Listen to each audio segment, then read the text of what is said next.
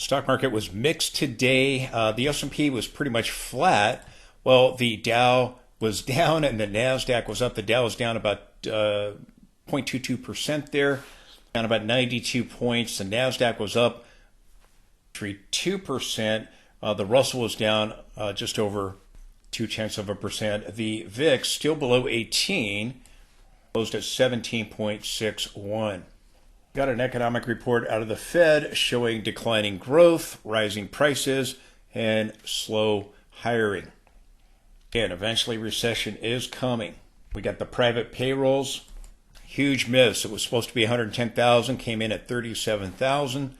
This is the lowest reading in 2 years for the private payrolls.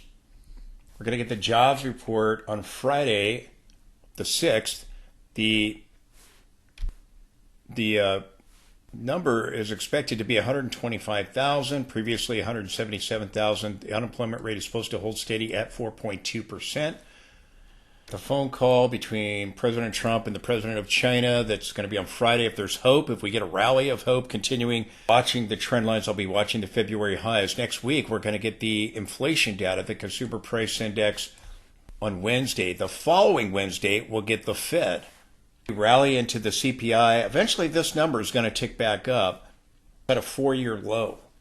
Historically, right before the recession, you see the inflation begin to tick back up. We know the money supply is rising, so eventually that will show up in these inflation reports. And again, give us a soft, especially if we go, oh no, it's the tariffs. This freak out that the tariffs are now going to cause this massive inflation. And again, tariffs don't cause inflation, but believes that, the herd believes that.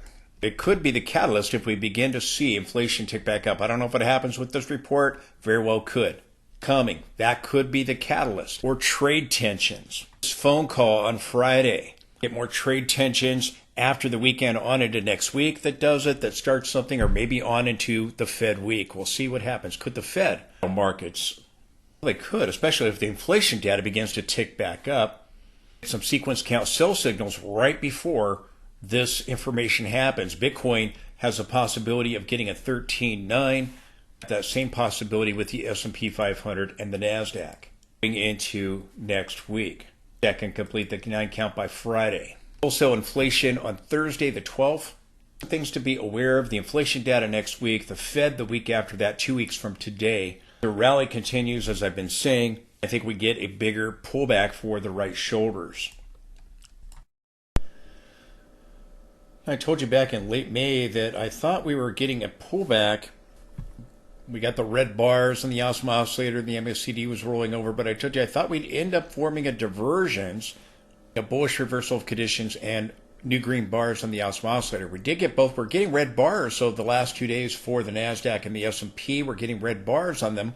I still think we go higher towards the trend line, as I've talked about. The NASDAQ was up about 0.25%, 0.27% today. NASDAQ 100 up 59 points, just over 0.25%. I think you're going to end up seeing more green bars here, and I think a larger divergence will end up setting up here, go to challenge the high from these previous peaks right here directly overhead. I think you're going to rally up to that level or overthrow it, and then I think you're going to see the peak. And I think that this divergence on the MACD could form, or we could do what we did over here and go slightly higher, but still get a divergence on the Awesome Oscillator. We're seeing the stochastic turn back up again, likely forming this larger divergence, and see a sequence count reversal signal near that trend line. But we're getting red bars. I think you're still going to get more green bars. You still have a bullish reversal of conditions, and I think we'll get a bigger pullback. The rally could take us on into next week with the CPI, or 2 weeks from now to the Fed meeting. We could see this divergence develop. And again, eventually the inflation indexes are going to tick back up. They're dropping. They're at a 4-year low. No, the money supply is increasing. No, eventually that's going to show up in the inflation data. What happens is going to be blamed on tariffs. Tariffs don't cause inflation. Prices rising on some things is not inflation. Inflation is when everything rises, an increase in the money supply. is a myth that tariffs cause inflation. Get people like the Fed believing this stuff because they're Keynesians. There's a lot of people that believe this kind of stuff. Nevertheless, I digress. Look, I think we're going to go up to the trend line, maybe overthrow it, maybe tag it. S&P might not reach it. It might diverge with NASDAQ. I think you're going to end up getting a larger pullback. Same thing, S&P 500. Again, we may not reach the trend line if we try to diverge with NASDAQ. But again, these highs could be pointing to the next high, and you've got a really nice looking neckline. I think you've got a shot at reaching this level for the S&P 500 directly overhead. That'd take us above 6,200, just in the 6,200 range, above this peak over here. I think it was 61.47, getting red bars. Again, MACD turned down. It's still down. I think it's going to end up getting this divergence here in the coming days ahead. We see a peak either next week, possibly late this week, into next week, or it could drag on 2 weeks from today on into the Fed meeting, that we could see this objective target reached and then begin the pullback. And again, I think that we have this 5-leg push higher that is under construction. So I think you're going to still see more green bars. I still think you're going to see a larger divergence develop on the awesome oscillator, the MACD, but then I think we're going to see a peak. See the CPI data tick back up week, and eventually it's going to. And could we get sell-off on concerns? Oh, the inflation, the tariffs, here it comes. If that happens, then the Fed is going to be hawkish. See if the inflation data ticks up or not. Don't know that it will do it this time, but I do expect it's going to happen. Before the recession, it does. Weekly chart, the S&P has joined NASDAQ and seen the MACD go positive. The awesome oscillator now going positive. Told you this was going to happen. Bounced just above our 200-week moving average. We bounced at horizontal support. I've talked about all these levels. We bounced off a major trend line going back to the 2020 low. NASDAQ, the trend line going all the way back to the 2009 low. These levels are major support. Told you when everybody was saying we're going to crash at the April bottom with the tariffs, we're in a recession and there's no hope. We had these extremes on the fear greed index. We had these extremes on market breadth indicators that we were bottoming, the complete opposite to what everybody expected. I told you that we were going to bottom with the tariffs and get a massive rally. I was correct. We're going into positive territory, as I predicted would happen with the awesome oscillator. You're going to end up seeing over the summer or fall, you're going to end up seeing this divergence develop on the awesome oscillator. Maybe a brand new one right here, but this divergence gave us this sell-off of 21%, bigger percentage rebound now off of the low. And again, we're probably going to make new highs very soon, get a pullback. We may fall short of the new high. S&P diverges with NASDAQ. They sometimes diverge. NASDAQ's within striking distance of that level. S&P is a little bit further away. But over the next several weeks, you're going to see this divergence develop, putting upon this one or a brand new one forming. But at some point, we're going to get a pullback for the wave 2. We need to believe we're headed to the trend line. As I've said, from the bottom, going to go make new highs. We had the NASDAQ 100 turned bullish the week before. CDs in positive territory, awesome oscillator. Again, eventually you're going to get these larger divergences developing on the MACDs and the awesome oscillators, where you might get a brand new divergence, and that's more recent price action. But again, this divergence gave us a sell-off right here with these previous highs. Could be pointing to our next high. And again, over the summer on into the fall, you're going to see another divergence develop here. Pullback, we'll likely see the stochastic begin to roll over, turn back down, but then also end up forming a larger divergence, maybe a multiple point divergence with the stochastic. So again, back above the 10-week moving average, we got that bullish reversal of conditions. About the bounce off key support just above the 200-week moving average here. That was a bottom. We get a massive rally. That was correct. The stock market, the S&P and the NASDAQ, will eventually join Bitcoin in moving to a new high. And I think Bitcoin's going to pop up and get one more high. So I think the S&P and NASDAQ will likely reach those trend lines. So will Bitcoin. And I think Bitcoin will get a divergence on its awesome oscillator here in the coming days ahead. Maybe that peaks out with the CPI. Maybe the following week with the Fed. But I think you're going to see a divergence develop on Bitcoin, on the S&P, and on the NASDAQ. If you want to see all my Bitcoin indicators, pretty fascinating look at Bitcoin because, again, the market followed Bitcoin down. The market is following Bitcoin back up. If you want to see my latest Bitcoin video, I'll link it at the end of this one. I have a Bitcoin video that I made today. Please support the channel with the link directly below. That allows me to be able to provide you this information. If you like the charts, you like the indicators, let me know that by supporting the channel today. If you could take a moment to do that, I would really appreciate it. The link will take you to a secured site and you can donate any amount you want or make it a recurring donation. I thank you for your consideration for that.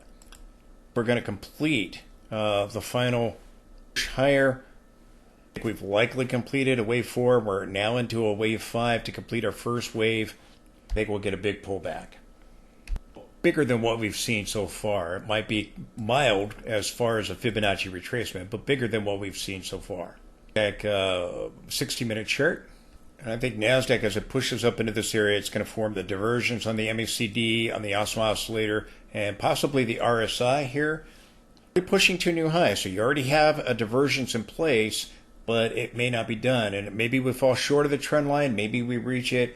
Could see price reach it and get a topping tail there, but I think you've got this massive inverse head and shoulders likely under construction. When we get here, I should say, I think you'll pull back towards the 50 or the 200, maybe as deep as the cloud. That might be down over here in this area as the 200 is gradually rising. When we get to the peak here, as I think we will, the bears are going to tell us either double top, double top here, and triple top, if you count it this way, triple top. These are the people that told us a rally was never going to happen and that we're going to crash at the bottom and that we crash all the way back up here, now 31.5% higher. I don't think they're going to get a double or triple top. To see my weekly signals validate that, but I do think you're going to get a peak and a pullback here for the wave 1 and 2 completing. 60-minute chart of the S&P. Again, I think you've got a 1, a 2, or the 1 over here. The way ABC, 1, 2, 3, 4, and now you're getting 5. The 50 is still above the 200. The 50 is turning back up. We're back above the cloud. So again, I think you're on your way towards this trend line, at least to try to reach it. You may fall short of it, but at least try to reach it. And I think you complete the wave 1, and then you get your pullback. If we complete the sequence count sell signals, which I think are likely going to complete, I think you got a pretty good shot at those sequence counts setting up. Take us on into next week. This could take us on into the Fed meeting. Again, here I put possible. You know what the word possible means? It means possible. I'm looking for this trend line to be reached. I don't know if it's going to be reached here next week or going into the Fed meeting, but I think you could reach it. We may fall short of it and diverge between NASDAQ and S&P. That often happens at turning points. As I've said, I think you're still going to rally towards this trend line. Maybe you reach the trend line, maybe just under it. Then I think you get your pullback. We've likely completed the wave 4. We're now into this wave 5, this 5-leg push higher. This 5-leg push higher that will eventually take us up here to either just get a lower high just under the February peak or just into that trend line where I think we'll get the reaction. We could get a deeper pullback that I've marked here. Could be an unbalanced pattern where you have a deeper right shoulder than the left shoulder, certainly possible, but it may not be. It may be you just get a more shallow retracement towards the 200 period that, again, should be in this area. Probably move back towards it, maybe overthrow it, as the 50s crossing back above it or about to, one or the other. Did cross back above it, but again, I think that's eventually going to happen. I told you I thought back at the bottom, the hollow red candlestick was the bottom. The horizontal support, the rising trend line of support from the 2020 low. We hit the levels just above the 200-week moving average and 50-month moving average. Talked about all of this at great length and detail. Talked to you about the market breadth indicators. The fear greed index hit a reading of 3 and 4. We had the market breadth indicators at readings under 5. About all of this, everybody was saying we're going to crash, and I told you we were going to rally up back up to the 200 period, pull back and jump above it, or just blow right through it.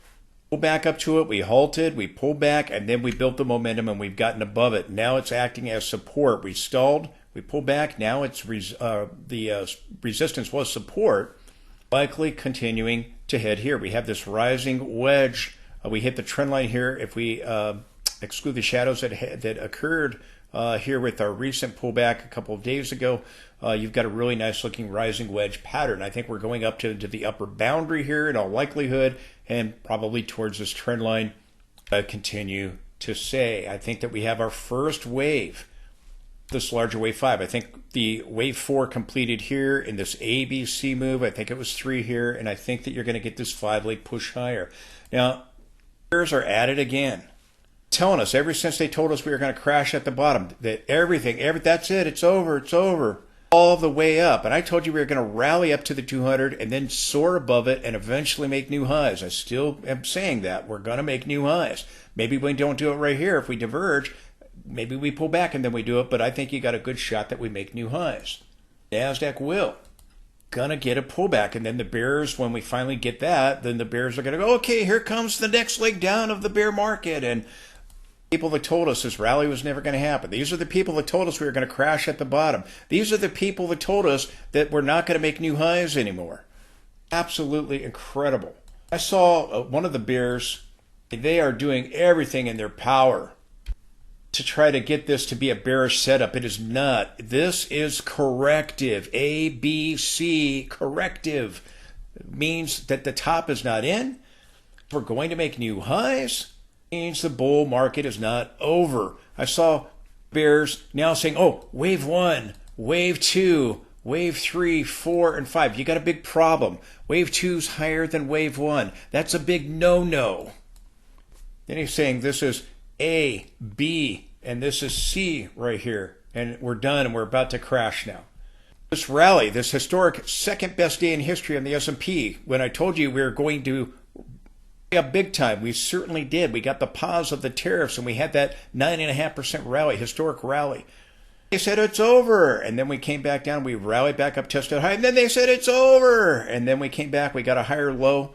Here comes the crash, and then we rallied up, got this topping tail, and they said it's over. Comes the next leg down, and then we kept rallying back up. We got to the 50. It's over, and then we got the bad GDP data. Up with a positive close. I told you it's already priced into the market. It was off by 2.4%. They were telling us we were going to have a negative number of 2.7. It didn't happen. But we started us off and they said, it's over. Above the 200, we got the black candlestick. Oh, it's over. We pull back to the 10-period moving average.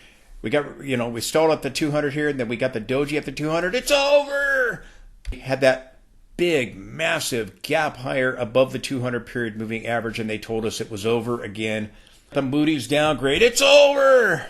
Trump slapping the tariffs back on the EU, it's over! The tensions with China, saying they're not upholding their end of the bargain. The U.S. isn't. Oh, it's over! And again, none of it that the bears have told us have been able to take this market down. The bears told us about the tariffs, everything the media has told us about the tariffs, complete opposite has happened. Everything I've told you has been 100% correct. Everything I told you has happened. Everything I told you about the crash wasn't going to happen, and told you that we bottomed. Everything I told you about the bottom in this rally has happened. Still continue to believe that we're going up here, unless my signals start turning bearish. Right now, my signals are still bullish. This is what I think is happening right here. Bears are now trying to, put a square peg in a round hole, trying to get a 5-leg push out of this. You cannot get a 5-leg push out of this. This is corrective. Even if this is a W, X, Y, and we get a Y, still corrective. Still means we're going to go to new highs eventually. The problem the bears have is this is corrective, and now this is impulsive. It's the problem they have. Impulsive is bullish. The 5-leg structure, corrective is the 3-leg structure. Marked here the ABC move. I posted these charts on X today, formerly Twitter, at Charting Prodigy. And I believe that we're headed to this trend line, and maybe I'll bring this up close for you in a second here, but we're headed to the 6,200 area, the low 6,200 area here, just above 6,147, the peak over here. I think that'll be the first wave. Here is what I think is happening. I think you're going to get a first wave at this trend line or just underneath it if we fall short of it.